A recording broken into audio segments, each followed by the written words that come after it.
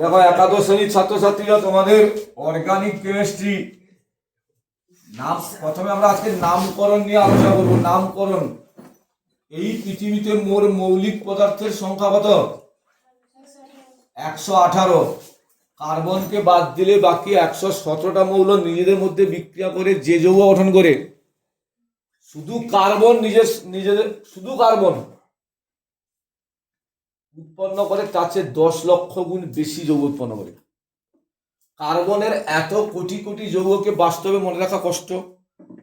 সেই জন্য কার্বনের যৌগগুলিকে মনে রাখার জন্য যে পদ্ধতি অবলম্বন করা হয় সেই পদ্ধতির নাম হচ্ছে IUPAC পদ্ধতি। IUPAC মানে international union of pure and applied chemistry. এই নিয়ম অনুযায়ী জৈব যৌগের নামকরণ করা হয়। প্রথমে আমাদেরকে যেটা জানতে হবে, যদি কোনো জৈব যৌগে একটা কার্বন থাকে তাকে মিথ বলে বলা হয়। একটা কার্বন থাকলে, দুটো কার্বন থাকলে ইথ, তিনটা কার্বন থাকলে প্রোপ, চারটা কার্বন থাকলে বিউট, পাঁচটা কার্বন থাকলে পেন্ট, ছটা কার্বন থাকলে হেক্স,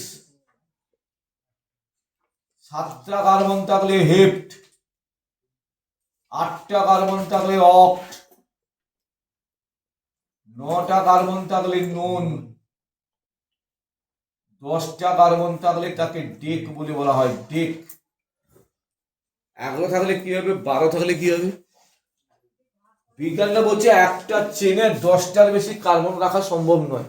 যদি 11 হয় সেটা ঝুলিয়ে দেওয়া হবে, 12 হলে 2টা ঝুলিয়ে দেওয়া হবে, 13 হলে 3টা ঝুলিয়ে দেওয়া হবে। কিন্তু চেনে কখনো কটার বেশি থাকবে না, 10টার বেশি থাকবে না।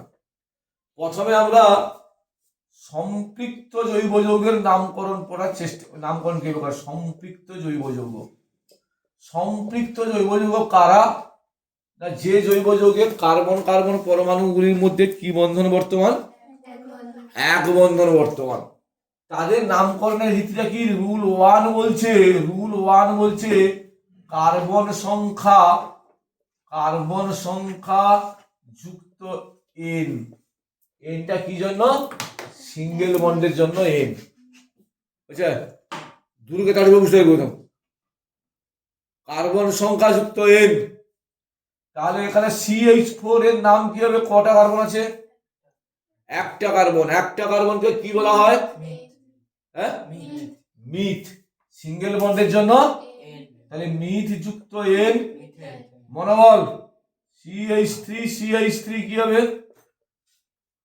কার্বন সংখ্যা যুক্ত এন। কটা কার্বন আছে? তার তোমাকে ভালো করে মনে হয়। হ্যাঁ, কটা কার্বন আছে? দুটো কার্বনকে কি বলা হয়? ইথানল। দুটো কার্বনকে ইথ বলা হয়। আমি যখন পড়ব তখন হাস ইথ।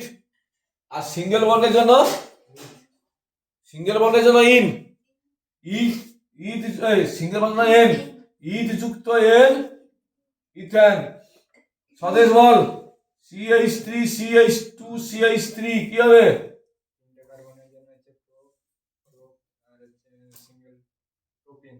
এর নাম প্রোপেন। প্রোপ যুক্ত এন প্রোপেন। পরীক্ষা যদি বলে সংকেতে লেখ পেন্টেন, পেন্টেনকে ভাঙো। পেন্ট যুক্ত মানে পেন্ট মানে 5টা কার্বন আছে আর সব এক বন্ধন আছে। 1 2 3 4 5। ক্লিয়ার হলো? হ্যাঁ, 1 2 3 4 5। এবার দেখো, জৈব যৌগ মাত্রই কার্বনের যোজ্যতা কত? 4। এই কার্বন একটা বন্ধন করে আছে মানে একটা যোজ্যতা ফিল আপ হয়ে গেছে। তাহলে এই কার্বনের আর কখানা যোজ্যতা দরকার? 3খানা যোজ্যতা ফিল আপ হবে 3টা H দিয়ে। এই কার্বনের কখানা যোজ্যতা হয়েছে? 2খানা। তাহলে আর দুটো H দিয়ে ফিল আপ হবে, এরও H দুটো দিয়ে ফিল আপ হবে, এরও H দিয়ে, এর ক্ষেত্রে H3। বুঝা গেল? এই যে জৈব যৌগ বলে কেউ বলছি মুক্ত শৃঙ্খল জৈব যৌগ, একই চেনে আছে। কিন্তু এমন যদি আসে বদ্ধ বদ্ধ সম্পৃক্ত যৌগ, বদ্ধ সম্পৃক্ত যৌগের ক্ষেত্রে কি হবে? তখন তার রুল 2 হচ্ছে, রুল 2 বদ্ধের জন্য একটা সাইক্লো কথা আনতে হবে। সাইক্লো সাইক্লো যুক্ত কার্বন সংখ্যা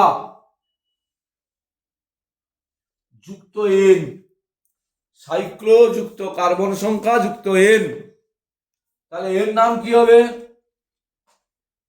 এই তিনটা শীর্ষে তিনটা কার্বন আছে, প্রত্যেকটা সিঙ্গেল বন্ডন, তাহলে রাখবে সাইক্লো প্রোপ যুক্ত সাইক্লোপ্রোপ্যান। তাহলে এর নাম হবে সাইক্লোপ্রোপ্যান, সাইক্লোপ্রোপ্যান। এই এর নাম কি হবে না বলো? প্রথমে কি কথা আসবে? হ্যাঁ, সাইক্লো কটা কারণ আছে? একটা কারণ কই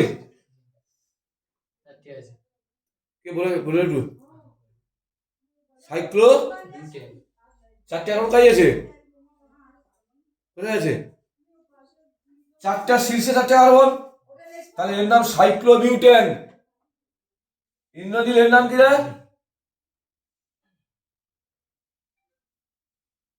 ইন্দ্রনীল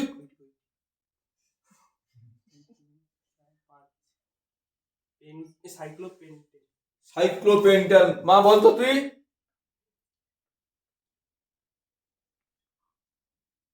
এটার নাম সাইক্লোহেক্সেন। তোর নাম কি রে মা? হ্যাঁ, উষশ্রী। বাহ, দারুণ নাম তো। ওই এই নামটা সে গ্রুপে অ্যাড করে দেবো তো ইন্দ্রনীল। ফোন নাম্বার তো বাবার ফোন নাম্বার দিয়ে দিবি, বুঝছিস? এবার দেখো অসম্পৃক্ত জৈব যৌগের ক্ষেত্রে কি হবে? অসম্পৃক্ত জৈব যৌগ মানে মনে ভালো করে শুনুন, তোকে জিজ্ঞাসা করবো আসতে। অসম্পৃক্ত মানে কার্বন কার্বনের মধ্যে অন্তত একটি দ্বিবন্ধন বা যুক্ত রাখবে। সেক্ষেত্রে প্রথম আমি দ্বিবন্ধন নিয়ে আলোচনা করছি। রুল 3, কার্বন কার্বন সংখ্যা যুক্ত ইনটা কি জন্য? দ্বিবন্ধনের জন্য। প্যাকেটে লিখে দিলাম যদি দ্বিবন্ধন প্রান্তে থাকে, বুঝলে? প্রান্তে থাকলে তখন এই নিয়মটা, প্রান্তে না থাকলে কি হবে আমরা এখনই পড়বো। স্বদেশ কি হবে রে? এর নাম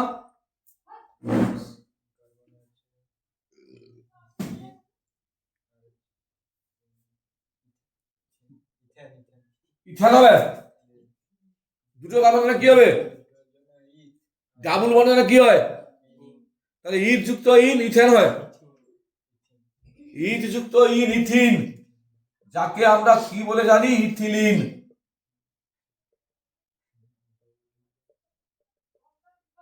তুই বল, তুই বল এর নাম কি হবে? প্রোপিন। শুভঙ্কর এর নাম কি হবে?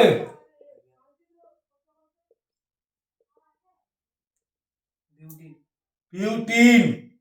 এটা মুক্ত শৃঙ্খলা বদ্ধ? বদ্ধের ক্ষেত্রে কি হবে দেখি? সব ঠিক থাকবে, শুধু একটা সাইক্লো নিয়ে আসতে হবে। দেখো রুল 4, সাইক্লো যুক্ত কার্বন সংখ্যা যুক্ত ইন। নন্দিনী এর নাম কি গো?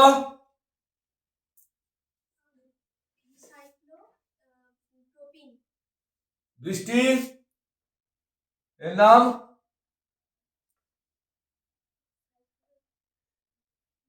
Cyclo butene. সুস্মিতা এর নাম? দুটো থাকলে আলাদা নাম হয়ে যাবে, সাইক্লো পেন্টিন।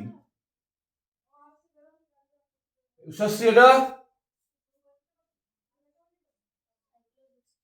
থাকলো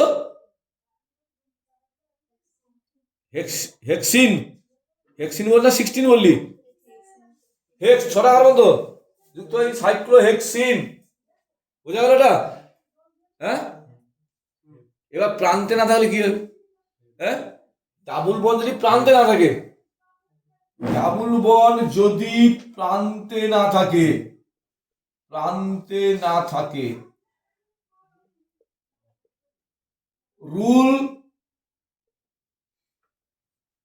5 দেখো, কার্বন সংখ্যা যুক্ত দ্বিবন্ধনের অবস্থান, দ্বিবন্ধনের অবস্থান যুক্ত ইন, দ্যাট ইজ নিয়ম। কার্বন সংখ্যা যুক্ত দ্বিবন্ধনের অবস্থান যুক্ত ইন। ভালো করো। CH3 CH double bond CH CH3 double bond কি প্রান্তে আছে? এমন দিক দিয়ে কার্বনের নাম্বারিং করতে হবে যে দিক থেকে করলে আগে দ্বিবন্ধন পড়ে। দেখো 1 2 3 4, আমি যদি ডান দিক থেকে করি ক নম্বরে পরে দ্বিবন্ধন পড়ছে? 3 নম্বরে পরে। 2 নম্বরে পরে দ্বিবন্ধন পড়ছে। বাম দিক থেকে করলে কত নম্বরে পড়তো? 3 নম্বর। তখন 1 2 3 4, তাহলে যে দিক দিয়েই করি না কেন আমাদের কোনো সমস্যা নেই। তাহলে আমার দেখো কার্বন সংখ্যা কত বলেছে? 4কে কি বলা হয়? তাহলে বিউট। বলছে দ্বিবন্ধনের অবস্থান, মানে কত নম্বরে পড়ে আছে? 2 নম্বরে পড়ে 2 ইন, দ্যাট ইজ নামকরণ বিউট। কেউ যদি বলি না আমি সংখ্যাটাকে সামনে নিয়ে চলে আসবো, তাহলে 2 বিউটিন বা 2 সংখ্যাটি সামনে চলে আসি, বিউট যুক্ত ইন বিউটিন, 2 বিউটিন। সাগরিকা বল। CH3 CH double bond CH CH2 CH3 কি হবে? CH3 double bond CH double bond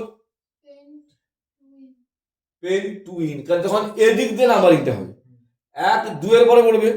যদি আমি এদিক দিয়ে করতাম পেন্ট্রিন, কিন্তু 3 তো ভুল। নিয়ম কি বলেছে? এমন দিক দিয়ে নাম্বারিং করতে হবে যে দিক দিয়ে করলে আগে দ্বিবন্ধন করবে। তাহলে তোমরা এটা ভালো করে দেখো, ফলো করো। এবার আমি যেটা নিয়ে আলোচনা করব, যদি কোনো জৈব যৌগে একাধিক দ্বিবন্ধন থাকে, এটা একটা করে দেখলাম, একের বেশি থাকে তখন কি হবে, তাহলে নেক্সট ক্লাসে আলোচনা করবো।